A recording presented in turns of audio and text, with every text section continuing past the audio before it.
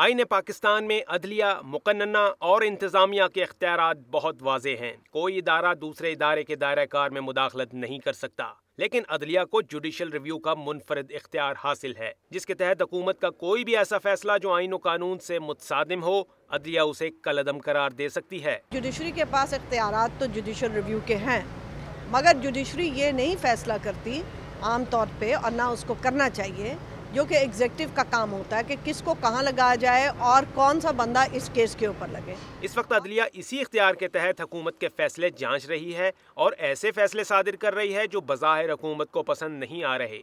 NRO case से लेकर 18वीं तरमीम तक बहुत से आईनी और कानूनी मामलात में हुकूमत को जुडिशल रिव्यू इख्तियार के हाथों ज़िच होना पड़ा। अदालत के हुक्म पर हुकूमत को बहुत सी बरतरफियां करनी पड़ी। अब नैब चेयरमैन दीदार हुसैन शाह को घर की राह दिखाई गई तो हुकूमत ने उन्हें दोबारा तैनात करने की ठान ली। चेयरमैन नैब का ओहदा आपने कहा कानूनी ओहदा है, हाँ इसको ज़्यादा देर खाली नहीं रखा जा सकता, बिल्कुल दुरुस्त है, खाली नहीं रखेंगे।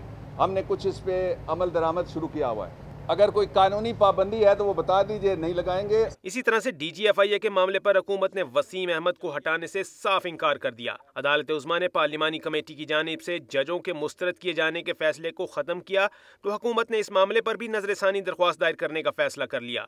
इस तनाज़र में एक मुहाज़राई का माहौल पैदा हो गया है, अगरचे हुक्मरान इसकी नफी करते हैं। रियासत जो है इसकी प्रोटेक्शन इसके इंस्टीट्यूशंस करते हैं जो कॉन्स्टिट्यूशन के तहत आते हैं। रियासत को ख़तरा होगा तो उसको बचाने के लिए हम सब की ये ड्यूटी है कि आगे बढ़े। अगर आप देख रहे हैं कि ये क्लैश की तरफ जा रहे हैं तो ये आपका फ़र्ज़ है, not only that but even another cap as a citizen of Pakistan.